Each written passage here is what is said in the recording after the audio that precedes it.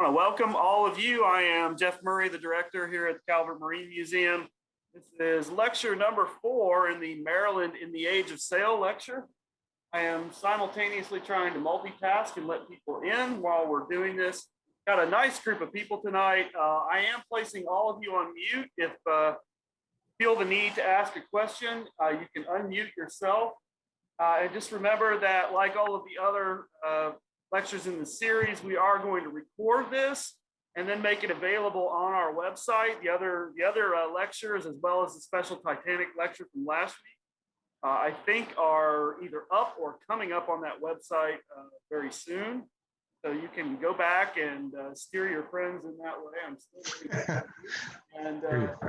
and you know, Mark's lectures they're really great. They're packed full of information, and we're lucky to have him. So thank you. I think tonight I've got a lot going on in my own world. It's about the tobacco trade, correct? That is correct. Fantastic. All right. Without further ado, please know that you are being recorded, and we'll let Mark take it away. Thanks. All right. Good evening, everybody. Thank you for joining us on this very crisp fall-like day. We'll learn a little bit about the tobacco trade tonight, which, as you know, can't really talk about Maryland without talking about tobacco. I mean, Maryland was founded on that and sustained her economy for quite some time, actually, only sort of tapering off mid-20th century. So still growing in Maryland, of course, but anyway, it goes way back. Let me share screen here and get this rolling. All right. Okay, tobacco trade, hooray. Let's see that, and slideshow from the beginning. Okay. Loathsome to the eye, hateful to the nose, harmful to the brain. Extra credit for whoever can name who said that quote, and we'll get to him in a bit. All right, so it goes way back. 6000 BC was the first recorded or documented cultivation of tobacco in the Americas. Circa 1 BC, indigenous peoples in Americas began smoking tobacco enemas. Interestingly, there's a very interesting engraving to your right showing the cultivation and speedy smoking of tobacco. People are just having a grand old time with it. You can see packing their little pipes there and puffing away. 1492, Columbus discovers tobacco smoking in Cuba and brings it back to Europe. So this is one of the first sort of exposures that Northern European folks, Southern European folks have to it.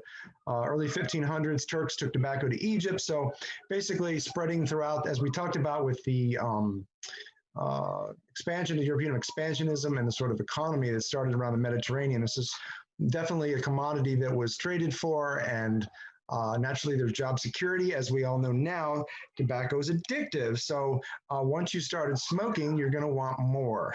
1531, European settlers in San Domingo began growing tobacco. And this is important because it's a very, very good species that was then going to make its way northward and westward.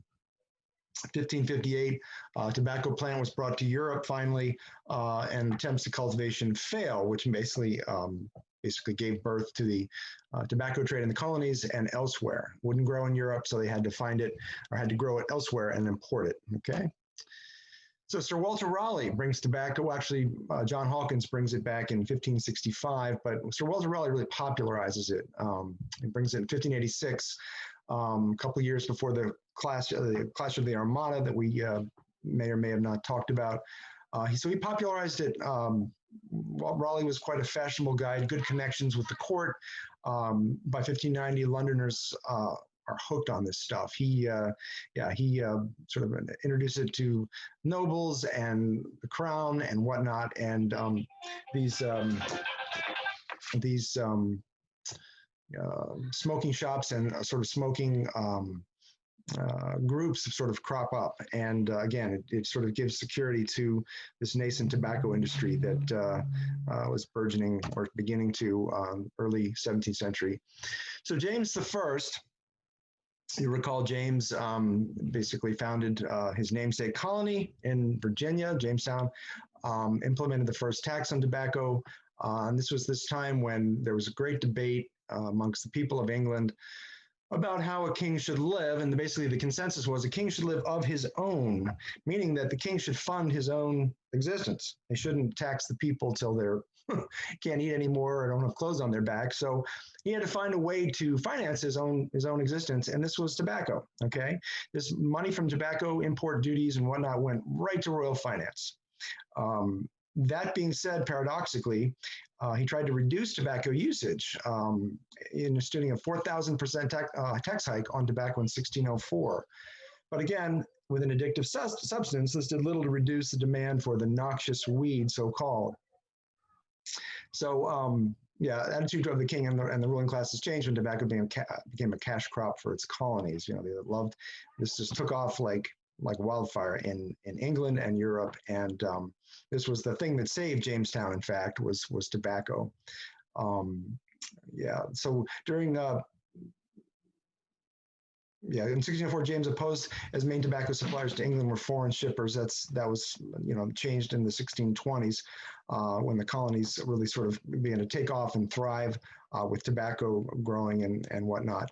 Also, the first 20 years in Jamestown were somewhat problematic in terms of they didn't really know what their quotes, their gold and their quotes gold was going to be. I mean, that was the impetus to get over there, is find gold and silver. They were competing with the Spanish at that time. They didn't realize that tobacco was to be the big winner, the big earner for them. There was a lot of disputes and uprisings amongst native peoples and the colonists during the 1620s. I mean, you can't really. The instructions to the colonists were basically don't trust the native peoples and sleep with your muskets. So there was this culture of fear that was early established. Anyway, by 1622, the crown brings the British Army to the region, to Jamestown, and sort of quells these disputes and sort of brings stability to the region by way of the British Army. And they also wanted to sort of, as we'll get to, sort of systematize and codify the tobacco export crop, because the money was good from it and they wanted to kind of ratchet down on the problems that might be occurring. Yeah, so I'm getting way ahead of myself here about some of this. So back to 1604, when just before this took off in the colonies, James publishes his Counterblast of 1604, and you can see these wonderful quotes here. For tobacco being a common herb which grows almost everywhere, first found on some of the barbarous Indians to be preservative or antidote against the pox. So from them likewise was brought. So he's talking about, this was sort of a restorative, a sort of had medicinal purposes. Native people smoked it, and this is what it was thought to do. Stinking and unsavory antidote, why do we not as well imitate them in walking naked as they do? So he's basically saying, okay, well, if we're going to smoke tobacco, why don't we just take our clothes off and walk around like native peoples? He's likening tobacco usage to barbarism, this notion of the savage, right? Savage versus civilized. You see this dualism in the writings of this period quite a bit, where England's trying to convince itself that the reason they had to come over and basically take all the native people's land was to bring them civilization, to make them civilized, right? Anyway, preferring glasses, feathers, and such toys to gold and precious stones as they do. Yea, why do we not deny God and adore the devil as they do? So here he's taking it one step further. Not only are they walking around naked, but they're also devil worshippers, and why don't we just do the same thing if we're going to smoke this stuff? So James is quite outspoken in his dislike. Now, of course, as I mentioned, this would all change when he saw the money that would be produced from the tobacco crop.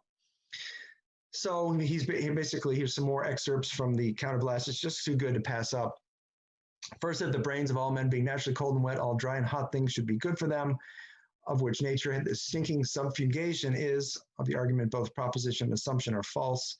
A custom loathsome to the eye, hateful to the nose, harmful to the brain, dangerous to the lungs, and in the black sinking fume thereof, nearest resemble the horrible Stygian smoke of the pit that is bottomless. He's talking about hellfire, and a branch of the sin of drunkenness, which is the root of all sins.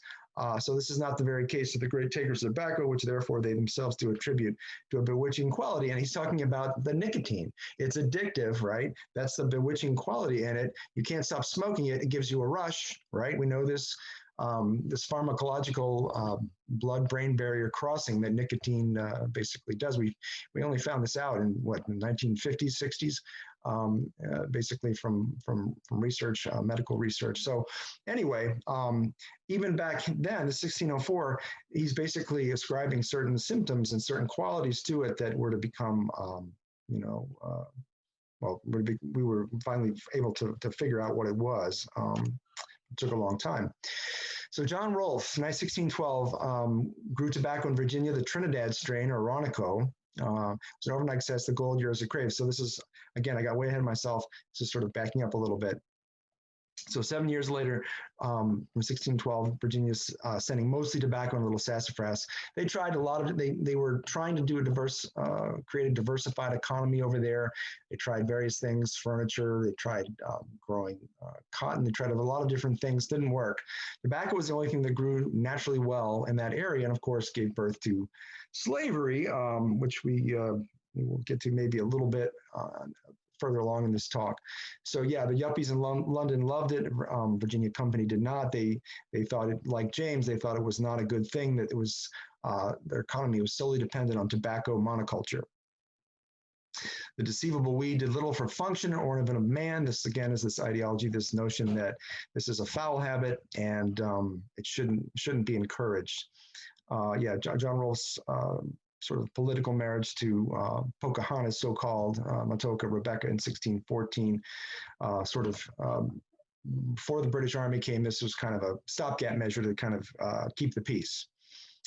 Yeah, and as I alluded to, or maybe even told you, the Powhatan Massacre of 1622 is kind of what really pulled the trigger on bringing the British Army over. There were something like 350 colonists butchered, and England said enough is enough. We're sending the British Army, we're sending troops, boots on the ground to basically make sure this doesn't happen again. All right, and this also, as I mentioned, stabilized the tobacco trade, the export trade. A little bit about the noxious weed. Nicotiana tabacum required less acreage than grain. It was a small volume, high value freight. So this is really important with shipping, right? We've got a finite amount of space in the hold of a vessel. So if it takes up very little space and has high value, you're going to make a lot of money, bottom line. Not so much like take its the other southern chief export, cotton. You know, it's low value, high volume, so you're not going to make a lot of money on cotton, but yes, on tobacco. Yeah, more valuable in weight than grain, could be grown for 5 years on the same soil. Then you could use the soil again for 2 more years, and then we have to wait 20 to repeat the cycle. So basically, it basically starves the soil out from its nutrients, combination of tobacco and grain after 7 years, and you have to wait 20 for the soil to regenerate itself such that you can grow it again. But again, you didn't grow it in, I mean, these huge tobacco plantations did spring up eventually, but initially they were small parcels that this was grown on. Because I said, it's low volume, high values, so you didn't need to grow, you know, acres and acres and acres, hundreds of acres of it to make a lot of money. And so they didn't. Here's some illustrations and photographs of tobacco. I'm sure you've all seen it. Those of you that are Maryland residents have seen this. So the Aronico and sweet scented, Aronico strain was imported from South America. It was bulkier and coarse, yeah, sharper leaf like a fox ear, stronger in flavor, grown in most of Maryland. Sweet scented was rounder and finer. Yeah, this grew along the rivers James, York, and Rappahannock and Potomac. It was more expensive and desired in England, especially London. Okay, they really like that. Some say the Maryland tobacco of today descended from sweet scented. You can see this lovely illustration. A smoking club. The people are sitting on chairs facing one another with their very long clay pipes and their glass of beer or horn of beer, horn of mead, whatever they're drinking, and puffing away in blissful ignorance of what it was doing to them. Okay, so let's talk a little bit about harvesting, tools of the trade, etc. It was fairly labor intensive to grow. It was hand topped, which means you broke off the top of it at a certain point. 6 weeks later, it was ready for harvesting. It was cut with various tools. This is two tools on the right, a lower one and the upper one. I believe these tools are in our collection at the museum. It was allowed to dry and cure for 3 weeks, and then it was remoisturized via, you know, damp and humid weather so that it could be packed, because in its dried state, if you packed it, it would just crumble, and that was not good. You wanted to be supple enough that it could be packed tightly into these hogsheads, which we'll get to in one Second, and here we go, packing and pricing. On the far left slide, upper left-hand slide, that is a mock-up of a tobacco prize that we have in the museum. Interestingly, somebody pointed out to me that we have this displayed incorrectly, that it should be a horizontal prize, such that the cylinder is lying on its side with the round openings sort of at eye view, based on the way the worm gear is situated. So anyway, it works well in our exhibit space because it doesn't take up much space. So we kind of ignore that little bit. But what you did was, after the tobacco leaves were supple again, after the right time was packed very tightly into these hogsheads and then capped, and then it could be transported. You see on the far right, this is the hogshead removed. You can see how tightly packed that tobacco is. There's not much airspace at all. And again, for shipping, this is very important, right? You want to very maximize what you're paying to have that hogshead transported from the colonies to England. Hogsheads can be fragile, but also very durable, yeah, depending on the type. Most of these were stored flat and then assembled, or some of them were anyway, and reusable. We have many tobacco hogsheads in our collection that are broken down into staves and hoops. Okay. So once it's packed in a hogshead, you get a maker, basically a paper printed seal that gets pasted to the top of the hogshead or the side, and this basically tells you the company or who made it. And these are wonderful. I love these maker's marks that we have. There's dozens and dozens of them. Everybody tried to come up with their own little marketing campaign for their tobacco way before the big cigarette ads in the, the 20th century. But here you can see the various iconography in these things. The one in the center top, you have what looks like slaves packing the tobacco in hogsheads. There's the noble on the left, smoking away with his bill of lading in his hand. There's the ship that's going to take and make him a fortune, et cetera, et cetera. It's just wonderful. The one on the lower left, native peoples smoking it and also packing it. There's the ship in the distance again, the ever-present ship, which means that, you know, it's an export crop, and so forth and so on. So these are just wonderful things to study. They're wonderful, you know, artwork, just the way these are crafted and the message that they're sending too, okay? All right. So once it's grown and packed, how do you get it to where it needs to go, right? Tobacco could be rolled 10 or 20 miles, usually sustained damage if it did this. So naturally, this is where Chesapeake Bay becomes so very important. At Chesapeake Bay and all of its tributaries, basically water transport was the way to go, okay?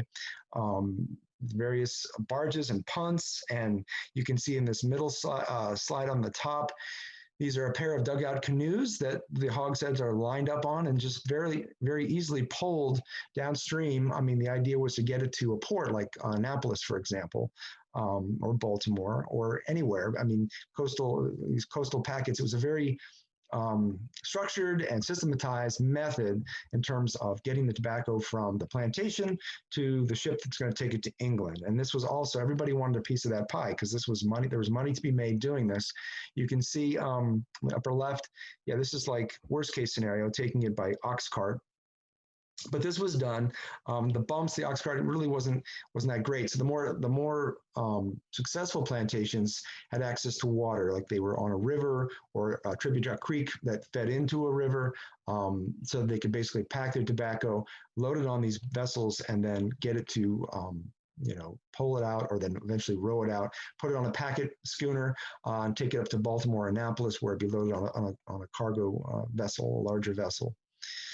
Okay, and here's some archaeological remains or some remnants of one of these large tobacco punts, and these were purpose built for just this. This was really the only game in town. Okay, at least at this point.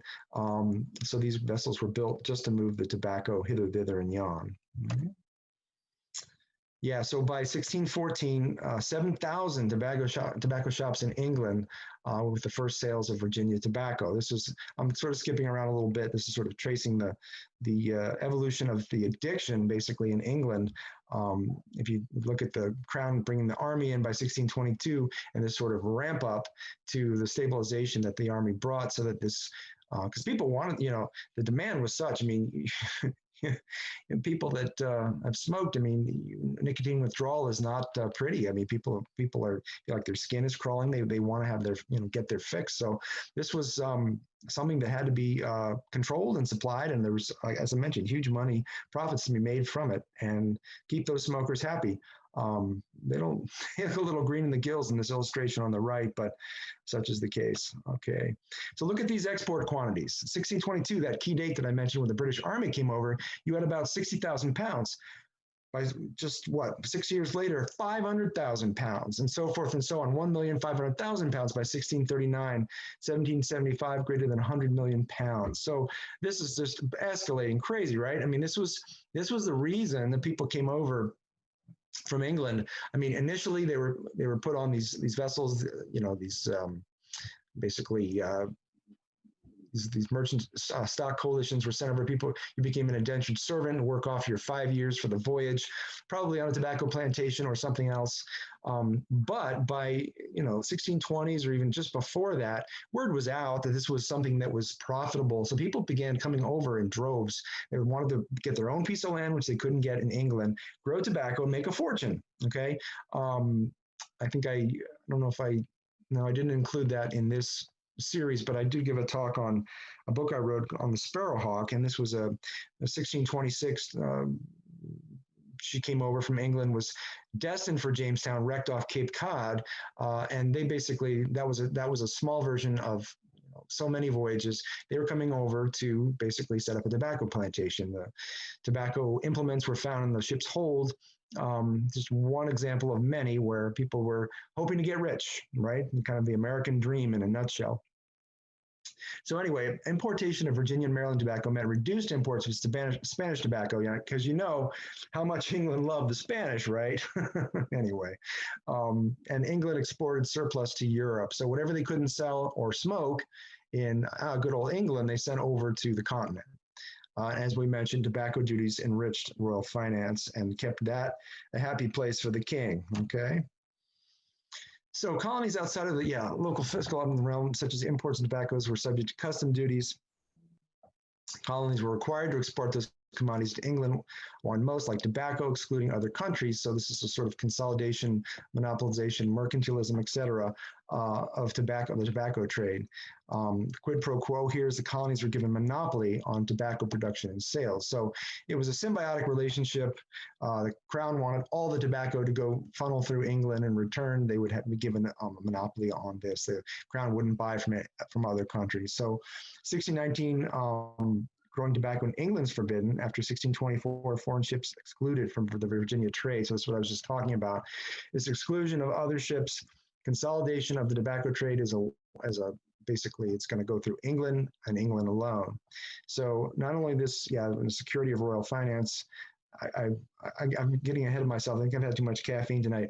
A king must live of his own. This was the whole discussion that was going on at this time, early 17th century, of course, culminating with Charles losing his head. This was a whole another thing about if Charles could lose his head, well, did a king have a right to rule if the people could actually execute somebody that was ordained by God to rule? That was a whole other thing on British governance, but we won't get into that tonight. All right, so there's some early pushback against tobacco, and it's important because it wasn't just the 20th century in America or other countries when this was, people were wise to this somewhat earlier, had a notion early on that it wasn't such a great thing. Early 1600s, Chinese philosopher Fang Yizi points out long use of smoking scorches one's lungs, so they knew that it was not a good thing to breathe. In 1633, the death penalty was enacted in Turkey if you were caught smoking, which is interesting. So there was actually a national law that enforced by death if you were caught smoking. So they were clearly discouraging it then. So back to our main point here. The tobacco fleet, 70–80% of those on tobacco ships are bound for Maryland were indentured to tobacco growers for 3 to 4 years or 5 to pay for the voyage. So this was the thing, you know, you could go over there and make a fortune, but you had to still pay for your voyage over. And as I mentioned, many left a life of privation in London, at least initially. There weren't jobs. Those people that did not have status or land were seen as surplus populations. There was a huge effort in England against vagrancy at this point. If you couldn't prove that you had gainful employment or some sort of means, guess what? You find yourself on a boat headed for America. Now, because I mentioned the late teens, early 20s, 16 teens, 1620s, this was word was out, people were actually wanting to do this. But prior to that, it was seen like, oh man, I'm going to end up in the colonies. That's a real drag. Vessels from England arrived in the winter after the harvest in the fall. Growing started in the spring and through the summer, right? Loaded the summer crop. Between 1680 and 1700, 16 to 80 yearly trips from England to Maryland to bring back tobacco. And much was, a fair amount, not necessarily a lot, was transshipped to Europe at this point. As the tobacco trade grew, you saw those numbers starting in 1622 moving forward. Obviously, England being a finite geographic scope, they couldn't consume all of that. So yeah, it was funneled through England to the continent with greater frequency. All right. Isn't this? So here's an example of a tobacco ship, the Brilliant, and you can see this model in the lower left-hand corner, this cutaway amidships. You can see the tiers of hogsheads, the tobacco tiers, which were carefully packed, and if you were a prudent and shrewd captain, you would pack as much of that in there as you could. Now, of course, you wanted to make sure that your ship was sound. You didn't want any leaking because that could ruin the tobacco if seawater got into it. Like I said, these hogsheads were very tightly packed, but they weren't impervious to water. They weren't watertight. So you wanted to make sure your ship was nice and dry, and you got as many hogsheads in there down low as possible. You have your water tier, and then your basically your hogshead, your tobacco hogsheads on top of that. And you can see from these advertisements for Liverpool, the ship Brilliant, the master will take 200 hogsheads of tobacco on freight. So yeah, you wanted to get in on one of these ships, right? Because the larger ships, the shipping cost went down. The bigger the ships, it's like anything else, like a super tanker, it was cheaper because you still had the same crew to pay, et cetera, for a larger ship as, say, a medium-sized ship, not so much a smaller one. But so you get on one of these big ships, you're going to have a reduced shipping rate. So that was important. So this gave rise to, a whole new class of vessel that were built primarily for the tobacco export or import trade. Okay. All right. Yeah, you can see here, lower right-hand corner, charted to any part of Europe. Sparling master berthing about 500 hogsheads, 13,000 bushels. Yes, the other thing too is not all tobacco was packed in hogsheads. There were loose bundles of it. If you didn't have the mechanism to, tobacco prize and hogsheads to pack your tobacco, often these packets of tobacco were kind of bundled loose and sent on their way. So these would go on the very top, so they would be less prone to getting wet in a ship's hold. Okay. Yeah. So mercantilism, I mentioned this earlier. Each country basically attempting to increase their own commerce by restricting trade with other nations. Yeah, that's mercantilism in a nutshell. Or even further, one country's prosperity at the expense of another's. The colonies and the tobacco trade were essential to the mercantile system. Okay, so this is just what England is doing in terms of monopolizing that trade. So England just, they couldn't leave well enough alone. You gotta love these guys. Navigation Acts of 1651 and 1660, all trade between England and the colonies would be carried out in English or colonial vessels. So not only now you have to put it through England if you're they say Dutch vessel or whatever, now it has to be English or colonial vessels. So they're taking it one step further. This is encouraging basically shipbuilding in the colonies and looking after their own merchant fleet. This, of course, the Dutch didn't like this. Dutch being Dutch, they resulted in the Anglo-Dutch War in 1652. Dutch wanted to continue with the tobacco trade, and to continue this led to war. Such were the stakes involved here and the sums of money. The Navigation Act of 1660 continued the Act of 1651. but specified to sugar, tobacco, cotton, wool, indigo, and ginger could be shipped only in England or an English province. So they're kind of branching out to other commodities now. The net result was serious reductions in trade of many of the North Carolina planters who grew this stuff and merchants. Those resulted in smuggling, right? There's always a workaround. If you can't get it through official channels, well, you smuggle. I mean, this is kind of a part of maritime history that's been a constant over the centuries, all right? Okay, so Navigation Acts of 1663 required all European goods bound for America and other colonies had to be transshipped through England first, the endgame collection of duties, sure. So basically, if you don't even, not even shipping tobacco, it's something else like finished goods, you know, metalsmithing or furniture or whatever, textiles, had to be transshipped through England. So basically, they're going to take a piece of whatever you're shipping, collection of those duties on those goods, right? Had to use English vessels, or they were called English bottoms, right? Or those of its colonies. So it had to be English vessels. And this is, again, a further clamping down of the whole system, right? Imports of the enumerated commodities such as tobacco and cotton had to be landed and taxes paid before continuing to the other countries. So yeah, England, this is how England sort of consolidated her power.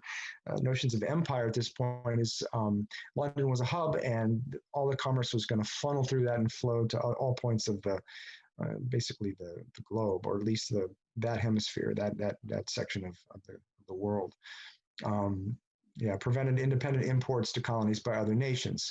Of course, as we talked about before, this would lead to, of course, notions of revolution in the colonies as this became more and more oppressive, as commerce was becoming very lucrative in the colonies. And England did not like this notion of independence that they were hearing about. Why should we pay all these duties and taxes? And as I mentioned before, part of that money that came from the import duties, it went to the crown, of course, but it also paid the Royal Navy to protect the tobacco fleet, because that was important too. Piracy being what it was, if you landed or captured a tobacco ship headed for England or the continent, you could walk away with quite a tidy sum. So the British Navy was this sort of invisible shield against that, and something that, of course, had to be funded. And yeah, so the colonies took that for granted for sure. This is what I'm doing tonight. I'm getting ahead of myself. Protecting the tobacco fleet.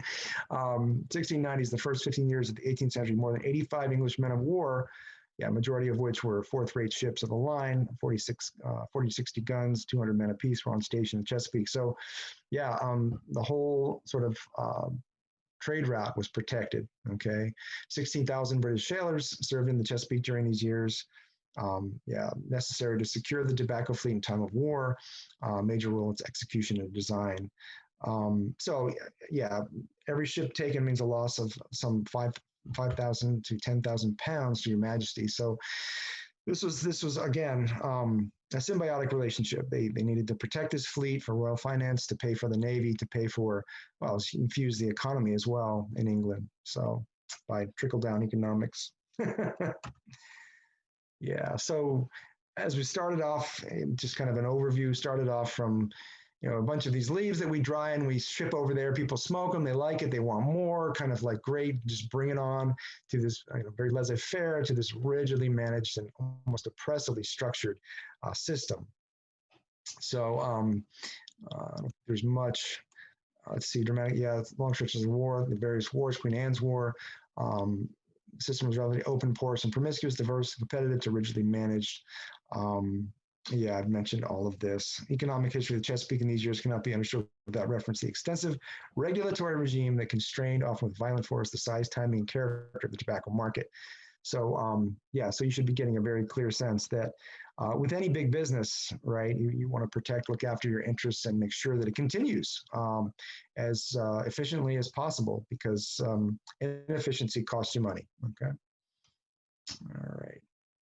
So one more navigation act just for fun of 1696. No goods or merchandise could be imported, exported, or carried between English possessions in Africa now, Asia, America, or shipped to England, Wales, or Berwick upon Tweed, except in ships built in England, Ireland, or the colonies. So he's cutting Ireland in there a little bit, which is kind of nice. And now we had to use captains and masters, and 75% of the crew had to be from these stated nations. So again, England's looking after her own, right? They want English ships, English captains, masters, and now 75% of the crew had to be from these regions as well. Ships and captains now had to be registered. Prize ships were exempted.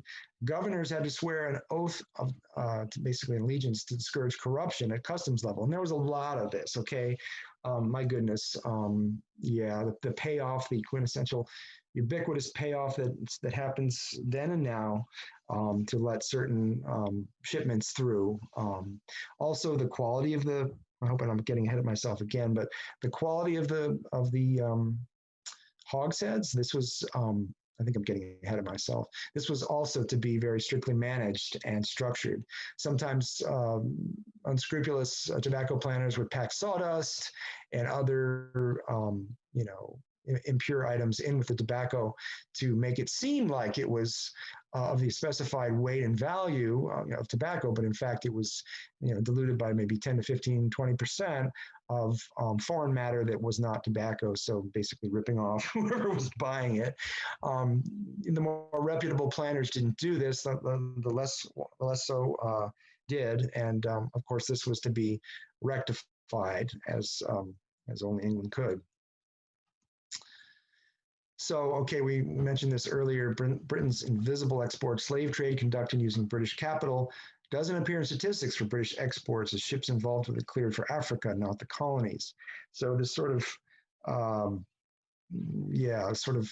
invisible export, the slave trade, I mean, as it grew and became much more profitable, it's a labor intensive, something that free-born Englishmen did not want to do. They couldn't make a decent wage harvesting tobacco, so they needed someone to harvest it who could, and this basically was the sole purpose of slavery. It was free labor to do this. So by 1663, 1698, you had the Royal African Company, which had a monopoly on the slave trade to the American colonies. We've mentioned this way back. Columbus brought slaves over, this notion of introducing slave populations to Europeans as a means for cheap labor, depending on which country they went to. Some looked on it favorably, some did not. Yeah, after 1680, rise in tobacco prices increased demand for slaves in Virginia and Maryland. To make it profitable and to continue for it to be profitable, you had to have free labor to harvest it, right? You got a pile of money for this tobacco, but it only made sense if you had free labor. If you paid, like I said, a decent wage to somebody to harvest this stuff, your profits went way down such that it wasn't even worth it. So the Royal African Company tried to fill the demand, ultimately thrown open to private traders, either licensed by the Royal African Company or not. Such was the demand for slaves, right? Now it's like we don't really care if we're getting them from this Royal African Company or not. We just want the labor force. Of course, seeds of the Civil War, American Civil War, came along with this. All right. Here's a very brief map of the slave trade. So the slaves passed through the West Indies or the Caribbean on their way to the Chesapeake region from these various ports in Africa. And, I've asked various colleagues and professors and whatnot, why were African populations so quick to give up their own to basically be used? And because African elites facilitated this, right? And when the Europeans were on station in these various islands, because the ships were held off from the coast to basically negotiate terms for these slave deals. Anyway, to get to what I was talking about, why did African elites give up their own people to be sold into the slave trade? And the best response I've gotten was, well, at this point, Africa had no sense of itself. One tribe that may have been 5 miles away would be as foreign and different to another tribe as, say, Spain was to France, or Germany was to England. So they had no sense of nationalism or common heritage at this point, and this is why they were so easily sold into the slave trade. At least that's one theory. You can see between 1650 and 1860, approximately 10 to 15 million enslaved people transported from Western Africa to the Americas. Most were shipped to the West Indies, Central America, and South America. So, and you can see the various numbers, various ports that they were landed, and also on the lower left, the various products as well: tobacco, coffee, cotton, sugar, mining, and rice. And here again, sugar. We don't get to this in this talk, but this is sugar is another addictive substance, right? We should do a talk on the sugar trade. This basically was cropped up in the West Indies, especially Barbados, the Barbadian sugar plantations. Another crop that was labor intensive to harvest. And again, it only made sense if you had a slave labor force to do so. So anywho, great. Two addictive substances that depended upon slave labor to turn a decent profit. It's just awesome. So I did it again. Improving the quality of tobacco in Maryland. 1747, the colony of Maryland enacted a law to improve the general quality of tobacco exports. This is what I was talking about a few moments ago about these unscrupulous exporters. Tobacco prices rose significantly after the law went into effect, while total tobacco exports continued to increase. And this is another interesting offshoot. So tobacco was such a sure thing that it was used as currency. You could trade, a hogshead of tobacco. There's the various inspection sites. You got a certificate. I mean, what they did is they opened up these tobacco prizes and they kind of gave it a cursory examination to make sure it was filled with tobacco and not like dirt or something. Once it was inspected somewhat, it was resealed, and then you were given a certificate saying this has been inspected and it's free to ship. Transaction costs fell as a result of marketing all Maryland tobacco through inspection warehouses. Also accelerated the trend toward diversification of the economy. Yeah, it became a little oppressive, okay? People wanted other things that they could be grown with not so much structure. But anyway, you could take that certificate that you were given for an inspected hogshead, and you could use this to trade for other things like food or sugar or finished goods or whatnot. It was was used as currency all through Maryland and Virginia. So, not surprisingly, the monopoly on the Royal African Company was voided by 1698, resulting in increased influx of slaves at Chesapeake region. Yeah, this initial deal that brought sort of a structure and system to the importation of slaves, they couldn't handle the demand for the amount of slaves required for these tobacco plantations that were just cropping up seemingly on a monthly basis. Approximately between 1698 and 1710, approximately 6,000 slaves were imported to Maryland, where African American population rose accordingly. So you can see the numbers here by 1704, just under 4,500, 1710, 7,009, 1720, 25,000. 1736, Virginia will be renamed New Guinea because of the amount of African Americans in the area. So by census of 1790, Virginia and Maryland had 395,663 African Americans, approximately 57% of all slaves in the United States. Now, just think about that for a minute. Over half of all the slaves in the United States went to Virginia and Maryland to sort of facilitate the tobacco trade. Okay, so that's huge. That's huge. It's amazing. Okay, so everything's a bell curve, right? So we saw this coming with the sort of the oppressive nature of the Navigation Acts and these very codified, systematized, and structured importation inspection stations and whatnot. You saw a shift from tobacco to wheat from 1750 to 1774. Okay, so. And you can see if you just scroll down from 1750 to 1774, the percentage of tobacco, 79% at the top, 20 at the bottom, and the reverse rise from wheat from 4% to 41%. Other cargo, meaning other goods, 18 to 39. So finally, Maryland got the diversification that actually, all the colonies had hoped for. By switching over, especially in the northern part of Maryland, to wheat. Southern part still grew, like Southern Maryland, for example, still grew tobacco fairly consistently. Okay, so it's kind of a final diversification that that came from that. And plus, wheat being a foodstuff could be used for, as we saw with the revolution, as to feed armies and whatnot. It was much more usable thing. You know, everybody has to eat, not everybody has to smoke. I mean, you have to keep your belly full, right?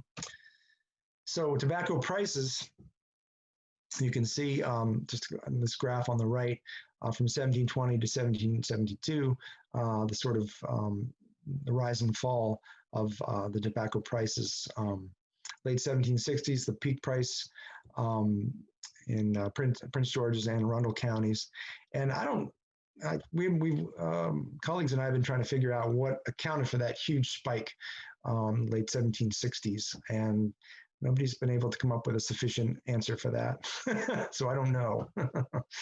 But there was a brief shining moment when the prices just went through the ceiling. All right. And then sort of back down and then up again. Yeah. So transatlantic exporting tobacco, grain, and wood products to Britain and Ireland, returning with European goods from Maryland homes and plantations. Imports also included wine, salt for fisheries. So we had this wonderful symbiotic relationship with Europe. These various things that were going over, various things that were coming back, especially finished goods. Caribbean, carrying grain, fish, and wood to the plantation in the West Indies, bringing sugar and molasses to Maryland. So as I mentioned, the Barbadian sugar plantations furnishing that piece of the equation, the triangle trade, so-called. Coastal America, leaving with grains and wood products, returning with a variety of food products and transship cargoes from Britain. So up and down the coast gave rise to these schooners, right? And the larger and larger schooners as the demand grew for various goods in the north, bringing them down to the south and vice versa. Chesapeake Bay traffic on small bay craft carrying passengers, provisions, cargo between settlements, plantation, ports of entry. So yeah, you had the passenger trade cropping up as well. So the rise of the shipping industry in America started with tobacco and began basically extended and included everything from people to finished goods and whatnot. Now, the interesting thing about the tobacco trade is you would send your tobacco crop over, and this is a rise of a credit system, and you would want, say, furniture, for example, a finished good from Europe to come back. Well, it took a while for all of this to happen. So you basically had a credit tab that you had over in Europe against the tobacco shipment that you just made. And these people would try to find you what you wanted and ship it back to you. Now, this could take a year or more for this to happen. And there's actually some manipulation of this market. I didn't really include it in this talk, but in England and Ireland, there was manipulation of once the crop came over, these guys would say, well, you know, it's the market's a little soft right now. It's not worth as much. Your tobacco isn't worth as much over here right now. So the valuation on the shipment is less so. So they were actually pocketing that money. It wasn't that the product was inferior or there was less of a demand. It was just a subtle manipulation of the market. And this was part of the gave rise to finding other crops that weren't so sought after as tobacco. So anywho, that was sort of a darker side to this whole equation. So how are we doing? 10 minutes left. Good, very good. So I sort of finished this talk talking about sort of the widespread outcome of tobacco. I mean, pipe, chewing tobacco, snuff, these types of iterations of tobacco. Well, cigarettes being the real pay dirt with the tobacco industry. Cigarette production was invented in France in 1830. 1845, French state tobacco monopoly began manufacturing them. The word cigarette was adopted by the English in 1847. And the first cigarette making machine invented by a Mexican fellow named Adorno. So that was interesting aspect to it because it made the production of these things so much quicker. 1880s, a better machine was invented by James Albert Bonsack, increased productivity of cigarette companies, went from making about 40,000 hand-rolled cigarettes daily to around 4 million.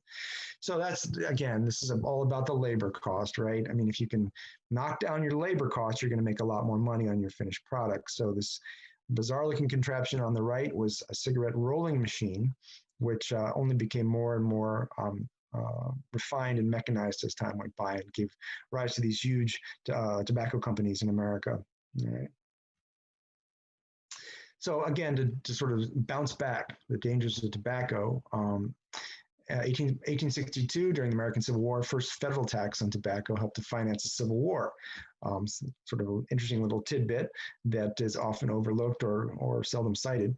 1761, first studies in England performed by John Hill, where he stated snuff users risk nasal cancers. So this is the first pairing of cancer with tobacco. Okay, we talked about some of the earlier negative aspects or commentary on tobacco, scorching one's lungs, etc., loathsome to the eye, all of that.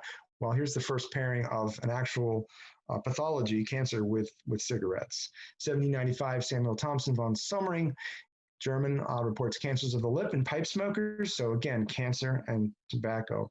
1939, first link in the U.S. found between smoking and lung cancer. Okay, and of course, you all know the Surgeon General came out, I think it was in late 50s, early 60s, with his warning that had to go on every pack of cigarettes. That is, the Surgeon General's determined that cigarette smoking is bad for you and you shouldn't do it, but here you go, puff away anyway. We gave you full disclosure, you shouldn't be smoking this stuff. But anyway, so what did they do? That gave rise to the marketing industry in this country, which and other countries, which had to find a different angle. Look, doctors smoke it. Here they are. There's a dentist and a doctor. His favorites are, he wants his Luckies. Of course, the glamour, the sexual aspect, Lucky Strike, here's two people smoking, quite clearly in love. Ronald Reagan's even smoking. And then you have some bizarre things. I couldn't resist putting this No More Rain So cigarettes. This guy's developed this strange little pipe with a valve and a cigarette standing upright with a little umbrella under it. Clearly English. Okay, so pretty quirky, but funny nonetheless. I can't imagine somebody walking down the street smoking one of those things. You'd be laughed out of town. But anyway, yeah, again, power of nicotine addiction, right? People want this stuff in spite of the fact that it could be killing them. So again, this notion of marketing sort of holding your hand, like, look, all these other successful, handsome, attractive people are smoking, so why shouldn't you, right? All right, and I think that's it. I think we finished a little early tonight, so let me stop sharing. And what do we have here in chat? Come late. Will you be posting a record? Yes, we will. So I'll open up the floor to questions. If people have questions or comments about this, now would be the time. Make sure if you want to ask a question, please unmute first, because I think all of you are muted. Go ahead. Anybody? My wife had an ancestor that came over from England and landed in Annapolis and worked as indentured servant for 7 years. But when he died, he had 3 farms up there in Baltimore area. Would they be tobacco? Yeah, he did well. So would they be tobacco farms or in the Baltimore area? I'm not sure where in the Baltimore area they were, but. Hang on a sec.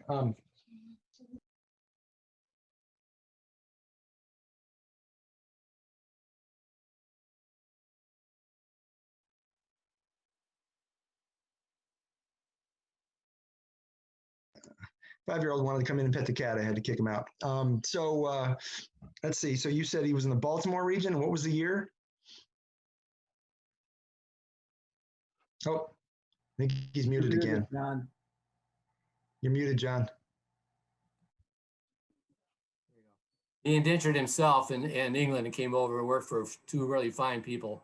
And, by the time he died, he had 3 farms in the Baltimore area. I was just wondering if, and what was the year?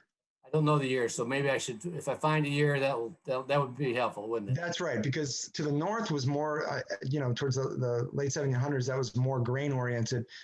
To the south was still tobacco, but it could be a mixed plantation. That was common too. Some grew tobacco and grain, and hedging your bets, right? You have some tobacco, some grain. A diversified personal economy certainly is a good thing.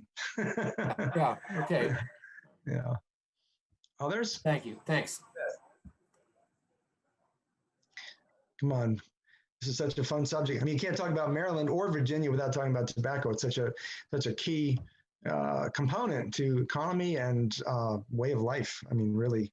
I heard, I don't know if it's true or not, that it's against the law to knock down tobacco barns in Maryland. Does anybody know about that? think I heard that from someone. They can fall down, but you can't knock them down because it's such an iconic part of Maryland landscape. Anyway, I don't know if that's true or not. Others? No? Well, okay. Well, I hope you enjoyed tonight's talk, and I should know what the next one is, but I don't. I'll have to look on the website, but I'm looking forward to getting back with you guys again in a couple of weeks. Thanks again. Enjoyed it very much. No, I'm glad. Thank you. Okay, well, thanks, folks. Thank you, Mark. Great lecture. bet. You Wonderful bet. information. We're back again in 2 weeks, Thursday, 5 p.m. And this lecture will probably be up on our website no later than about Wednesday of next week. So please look for that if you came in late or if you want to tell your friends. And otherwise, have a wonderful evening and stay warm. Thank you. Take care. Bye, everybody. Thank you, Jeff.